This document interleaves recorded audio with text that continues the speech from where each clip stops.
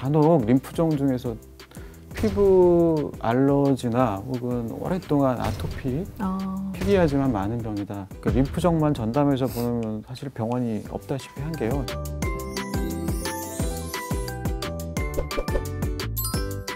안녕하세요. 구독자 여러분의 건강 동반자, 함께 소중한 우리 함소우의 이정문입니다. 오늘은 가톨릭대학교 여의도 성모병원과 함께하는 날인데요. 여의도 성모병원 림프종센터 혈액내과의 전영우 교수님 모셨습니다. 어서 오세요. 네, 안녕하세요. 교수님, 오늘 림프종에 대해서 설명해 주실 건데요. 다른 질환과 다르게 좀 많은 분들이 잘 알고 있는 질환은 아닌 것 같습니다. 이 림프종이 뭘 말하는 건가요?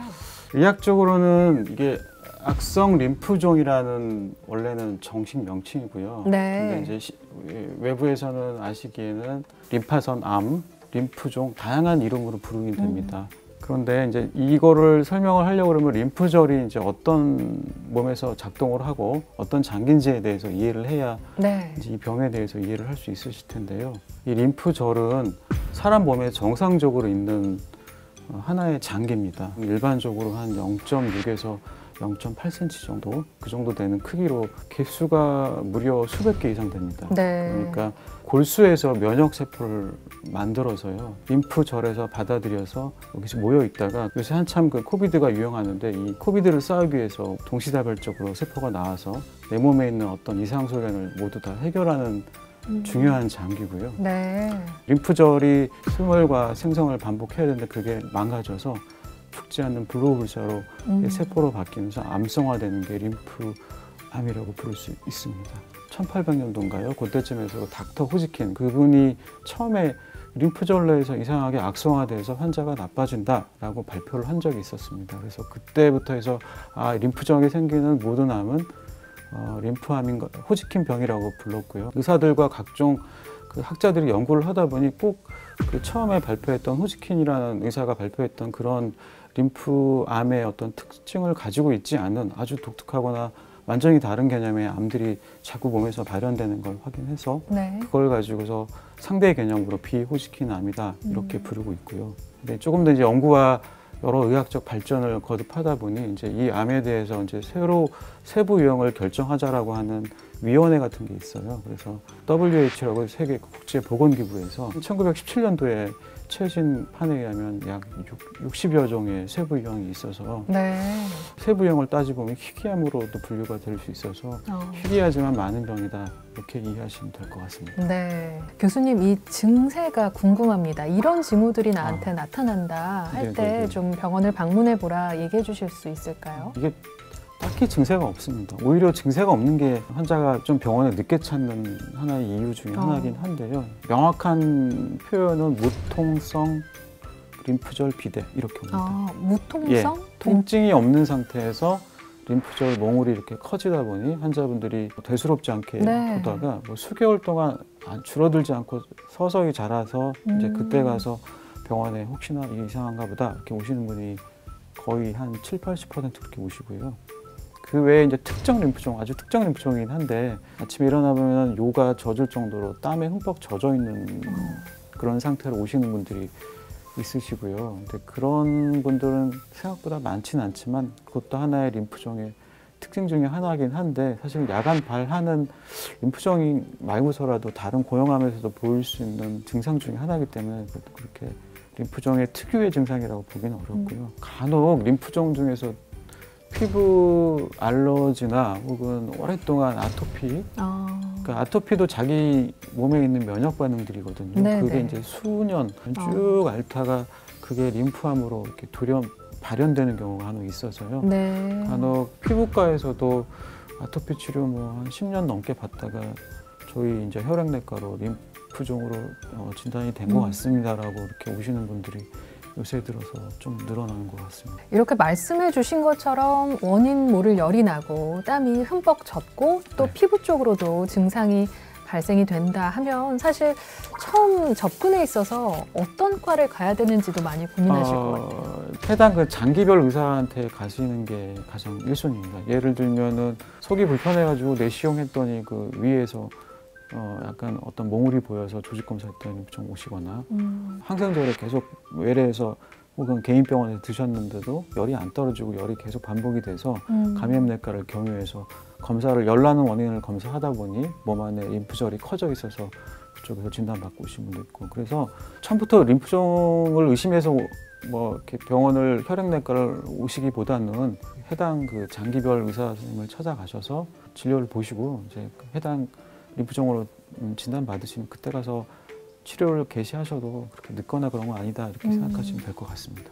이렇게 발생하는 부위가 워낙 다양하다 보니 이렇게 확진이 됐을 때 어떤 치료 방법을 거치는지도 궁금해요. 예, 기본 치료는 수술 이런 건 아니고요. 무조건 항암제가 1번이고 네. 요새 그 표적 항암제라고 있어요. 그 암세포만 골라서 죽이는 아주 신약 같은 것들이 많이 개발이 돼서 지금 활용되고 있는데 60종마다의 어떤 표적들이 다 다르거든요. 그러다 보니까 그 표적을 찾는 일단 진단을 내리는 시간이 좀 필요하고, 그러고 난 다음에 맞는 표적 항암제에다가 기존에 가지고 있는 세포 독성 항암제, 일반적으로 우리가 부르는 항암제들인데요. 그걸 붙여서 두 가지 치료를 병합하는 게 기본 치료고요. 그 외에 방사선이나 조혈모세포 이식 치료 이런 것들의 특수 치료들을 간혹가다가 곁들여서 완치를 위해서 그렇게 치료하는 게 일반적으로 치료의 과정이라고 보시면 될 것 같습니다. 1차 치료라는 부분에 있어서 네. 어떤 완치의 가능성도 생각해 보게 돼요. 아까 말씀드린 호지킨 림프종은 완치율이 한 90% 이상이고요. 비호지킨 림프종은 한 대충 세포마다 다르지만 60% 정도 완치율을 가지고 있긴 한데, 첫 번째 1차 항암제만 가지고 완치되신 분도 계신가 하면 재발해서 구제항암제 2차, 3차 혹은 골수이식이나 그 특수 면역 치료나 뭐 여러 가지 방사선 치료 포함해서 이러한 치료들을 겪으시면서 이제 병을 완치를 시킨 분도 포함이 돼 있기 때문에 조금 다르지만, 그래도 림프종은 다른 고형암에 비해서는 완치율이 제법 높다고 이해하시면 될 것 같습니다. 그래서 그런지 이 항암 치료와 관련해서 치료 여행이라는 단어를 사용하신다고 들었습니다. 그만큼 긴 호흡으로 생각해야 된다는 거겠죠. 5년이 지나야 이분한테는 병이 없는 상태입니다, 완치입니다라고 네. 표현을 하긴 하시는데, 이것도 세포마다 좀 다르지만 약 10% 언저리에서 5년이 넘어서 완치라고 불렀지만 또 병이 도져서 치료를 하신 분이 계시거든요. 네. 그 말은 5년 돼서 완치가 되었다고 이렇게 완전히 마음을 놓거나 그럴 건 아니시고, 그 이후에서도 한 수년 동안 혹은 길게는 그 평생을 관리를 받아야 되는 질환이다 이해하시면 되시고요. 뭐 어떻게 보면 장기 치료의 여행이라고 보통 표현하는 게 저는 맞다고 봅니다. 네. 가톨릭대학교 여의도 성모병원은 1980년대 국내 최초로 조혈모세포 이식에 성공한 병원입니다. 또 그간의 치료수를 바탕으로 2019년에는요, 국내 최초로 림프종 센터를 열었습니다. 또 올해 2020년에는 림프종 환자들을 위한 특수병동, 전용 특수병동을 운영하기 시작했다고 들었는데요. 굉장히 특별한 점이 많아 보입니다. 그 림프종만 전담해서 보는 사실 병원이 없다시피 한 게요. 혈액암 자체가 림프종만 보면 많지만 전체로 봤을 때는 환자 수가 많지 않기 때문에 어떻게 보면 어쩔 수 없는 선택이기도 하나, 같은 혈액암에 주는 다른 백혈병이나 기타의 혈액암과는 치료의 여정이 좀 다릅니다. 예를 들면 백혈병은 처음부터 골수이식이라는 조혈모세포 이식이라는 치료가 하나의 치료의 그냥 그 스탠다드로 해서 쭉 치료하는 과정이긴 하나, 이 림프종은 이식이라는 게 처음부터 계획하거나 의도한 치료를 한 게 아니고 재발한 환자에서 완치 목적으로 하기 때문에 이거를 전용 병상을 갖추는 것 자체가 어떻게 보면 도전적이거나 여러 가지 그 위험도가 높은 어떤 선택일 수도 있긴 한데요. 네. 근데 오히려 그걸 역발상으로 해서 림프종 환자를 위주로 보시다 보니까 치료의 어떤 프로토콜이나 아니면 치료의 그 과정들이 다 표준화시키거나 치료 재발이나 어떤 특정 상황이 벌어졌을 때 대처 능력 같은 것들을 이렇게 일관성 있게 환자들을 좀 끌고 나갈 수 있다는 점에서 다른 기관이나 혹은 혈액 전체를 보는 기관과의 어떤 차별점이라고 저는 감히 단언을 할 수 있을 것 같습니다. 게다가 기쁜 소식이 있었습니다. 이 전용병동을 개원한 지 한 달 만에 동종 조혈모 세포 이식에 성공한 사례가 있었다고요. 예, 그거는 사실 타병원에서 더 이상 치료법이 없다고 해서 오신 분이셔서 단순하거나 쉬운 이식이 아니었고 그분은 상당히 어려운 이식을 저희가 시도를 했는데 결과가 처음부터 좋게 나와서요. 다른 환자분들이나 혹은 환우들 입장에서도 희망을 조금 더 가질 수 있다. 이렇게 평가를 하고 있습니다. 네, 예. 많은 환자분들이 또 영상을 보시면서 든든한 마음을 갖지 않으실까 싶은데요. 지금 앓고 계신 우리 예. 영상을 보고 계신 분들에게 조금 힘을 줄 수 있는 말씀도 같이 부탁드려봅니다. 치료라는 게 혼자 하시는 게 아니다 라고 말씀을 드리고 싶고요.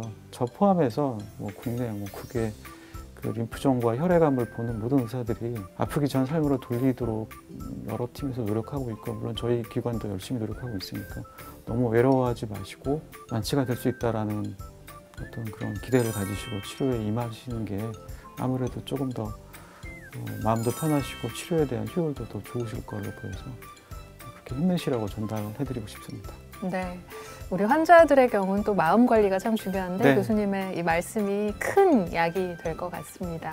네, 오늘 림프종에 대해서 이야기해 주신 전영우 교수님과 함께했습니다. 교수님 오늘 좋은 말씀 감사합니다. 네.